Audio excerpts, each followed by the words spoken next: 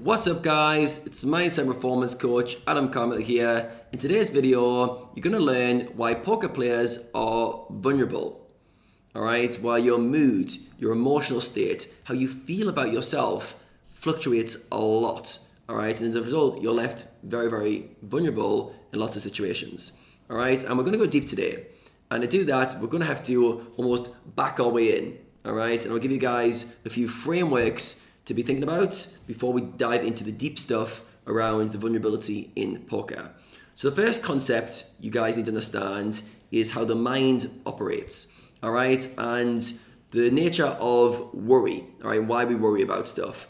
So I'm going to play the role of psychic, and I'm going to predict that there's only two things that you ever worry about, all right, two things that you ever worry about. The first thing is you won't get what you want. You worry that you won't get what you want. That's the success in life, that's the achievements, that's the money, that's the experiences. The mind worries that you won't get those things. Am I right? Is that one of them? Does that resonate with any of you guys? The second one is, number two, you worry that you will get what you don't want. You'll get bad outcomes. You'll go broke, you'll lose money, you'll get the things that are undesirable to you. All right, so when we know this, when we start to think about it, we start to ask ourselves, who creates that list? Who decides what I want and what I don't want? And you quickly go, well, me. I decide what I want. All right, so this is the first framework we need to think of. You're deciding on the things you want and the things you don't want, and you're creating this polarity, all right? This is what Buddha was referring to in his second noble truth when he said, all of suffering is caused by desire. There he is, the Buddha there, giving us some wisdom from ancient Buddhist philosophy. But this is true. What we suffer because we have desire, or I prefer the word preferences. We want things one way, and we don't want things another way, all right? So now we're going to bring it into why it makes you vulnerable as a poker player, why creating these lists and how it affects you at the poker tables. So the degree to which you haven't integrated all possible outcomes is the degree to which you are vulnerable. I'll say that again. The degree to which you haven't integrated the possibility of all outcomes is the degree to which you are vulnerable. So what does that mean? What does it mean to integrate all outcomes? It means that you can honestly say, I'm okay with whatever happens. Whatever happens at the poker tables, whatever happens in life, I'm okay with it. It doesn't mean you're going to feel good about it.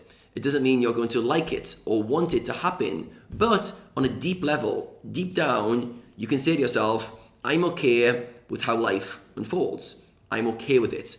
That means I don't need to fix it. That means I don't need to run to my mind to find solutions to get me out of this problem. I'm okay with it. It happens and I'm okay with it. Now what you'll find is many situations in life you are okay with. Many situations you're fine with whatever happens. As a result, full freedom. All right, so let's use the example of going to a restaurant. If you've integrated all possible outcomes and you're okay with it, you can have a good experience. So what are some of the possible outcomes that you might not want? Maybe your food comes late. Maybe you get the wrong order. Maybe it's someone smoking next to you, or it's a bad atmosphere. If you can be okay with any of those things, you're free to fully enjoy the experience. If any of those things are a strong preference, if I do not want these things, I do not want my food coming late, I do not want anyone smoking next to me, now you are vulnerable to having a bad experience. Because guess what? There's a probability of those things happening, and they're going to happen occasionally, which will mess up your experience. So therefore, you're vulnerable in those scenarios. Now, let's bring this into the poker context, all right? And there's many scenarios in poker which you're okay with, but there's also many which you're not okay with, all right? And we've got to stop and go, what is going on here? And what you'll find is, at the poker tables, you have this strong preference for how you want things to go. Generally, you want to win, you want to have a good session, you don't want to make mistakes, and you have a strong preference for things not going the opposite way. You don't want to lose, you don't want to make mistakes, you don't want things going badly. All right, so you've created this narrative, I want things to go very well. Now, as a poker player, this makes you very vulnerable, all right? Because now if things don't go your way, which, newsflash, very often at the poker tables, things won't go your way, you're left having to deal with the aftermath, all right? And as a result, you struggle, all right? So to bring this into context, we're going to use the example of a player moving up stakes, all right? Let's say he's an 100 NL player and he's having really good results, crushing the games, and he decides, I'm going to move up stakes. Now, what normally happens in that situation is this player will have built a strong identity that I'm a good poker player. He's now attached a lot of self-worth himself to this. I'm good at this. I do well at it. And he's probably built a reputation, maybe in his peer group or even to himself, that I'm a crusher. I'm a good player. All right. So now he moves up stakes, and he almost subconsciously puts all that on the line. So in his subconsciously saying, I want to get good results. I want to prove to people I can beat this level. I want to XYZ achieve all these outcomes. On the flip side, I don't want to lose. I don't want things to go badly, because that will damage my self-worth. That will damage how I feel about myself, and my reputation might go down for myself or for how people think about me. So now when he goes to play poker, because he hasn't integrated the possibility of losing, remember when I said by integrated, I mean fully accept that it can happen and be okay with it. When he does lose, he goes on a downswing, now he can't deal with it. All right, he's vulnerable because he's lost, he's losing, and all of a sudden his narrative is, well, what's going on?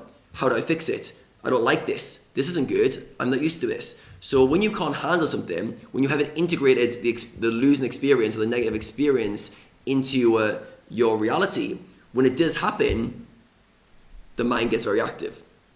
You have a feeling of, I don't like this, and rather than being okay with that feeling, rather than sitting with that feeling and going, I don't like this, but I'm okay with it, the mind goes, oh, well, I can fix this. What's going on? What are we doing wrong? How can we change this? How can we change that? Maybe you should move down stakes. Maybe you're not good enough. And the mind goes crazy trying to fix the problem. The only reason it did that, because you couldn't handle what just happened. You lost. Deal with it. It's over. It's happened. All right. So when you get really centered and you look at these things, they're very simple. You've lost. It's happened. Now what? Now the option should be keep playing because you're playing great. Go away and study and work on your game, or go for a break, take the day off, and go out with a smile on your face and enjoy your life. The degree to which you can't do those three things is the degree to which poker has you entangled. All right, you're vulnerable to those outcomes. And what you'll find is, if you look at most poker players, majority of poker players are very vulnerable to results. By that I mean, when results are going well, you'll see them walking around with a smile on the face, like, yeah, how's it going? Yeah, I'm good, yeah. Results are going badly, on a downswing, don't want to talk to people, bit low energy, just want to sit in the room, watch Netflix, YouTube, or they want to just grind a bit more, but their mood is affected, the way they think about themselves is fully affected, all right? And the reason is this integration of possible outcomes, all right? So if I think about it, what situations in poker make you vulnerable, all right? What situations cause you to go into your shell or to not accept reality? All right, and what you'll find is reality is unfolding in a way that hasn't been to your liking. All right, it hasn't hit your preference list. It's either hit your don't list or it didn't hit your do list. All right, one of those two lists has been interacted with. Now, it's not going to feel good because of that. Now, your work is to ask yourself, can I be okay with it? Now, you might be saying, well, what does that even mean? Can I be okay with it? Can I sit with the feeling of not getting what I wanted and actually be okay with it and not have to fix it? The degree to which you can't do that is the degree to which you'll suffer. All right? And as a poker player, it's literally every day, every session, not every session, but majority of sessions, there's things coming up that trigger you to ask, challenge you over and over. Can you handle it? Can you be okay with it? Even if you have a great session, there's going to be mistakes you made.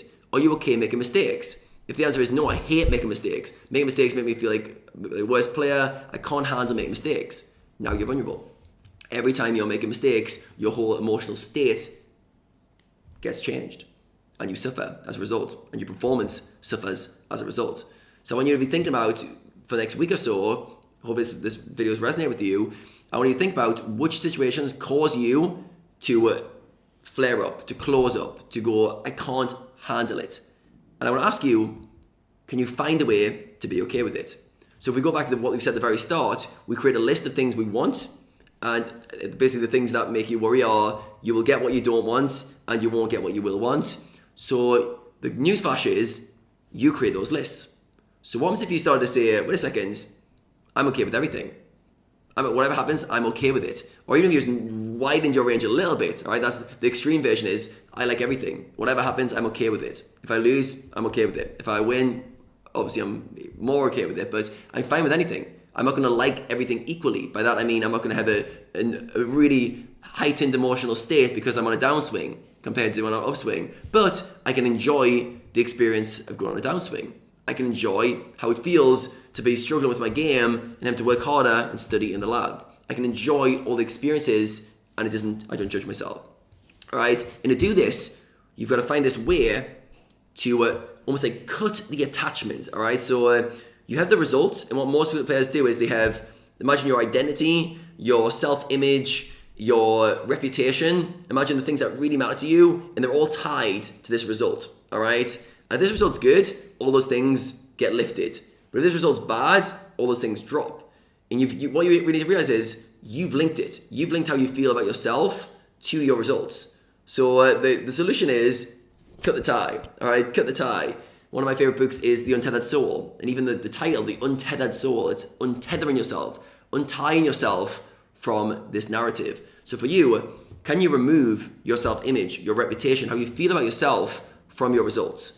And can you accept any outcome that happens in results? Because newsflash, results are not going to go your way, especially over the short term. Can you be okay with that and keep your self-image, how you feel about yourself, intact?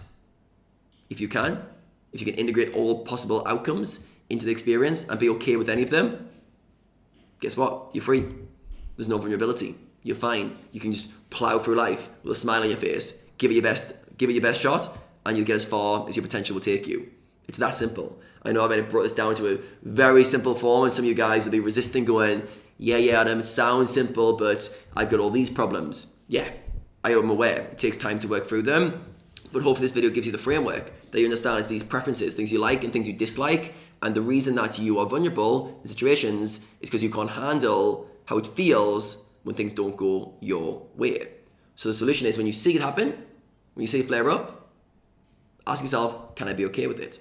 Can I stop the mind trying to fix the problem and just be okay with how life has unfolded? If you do that, resistance drops. You stop hitting your head against reality, which has already happened. All right. And as a result, you can move forward. All right. And vulnerability fades away. All right, guys. Hope you enjoyed this video.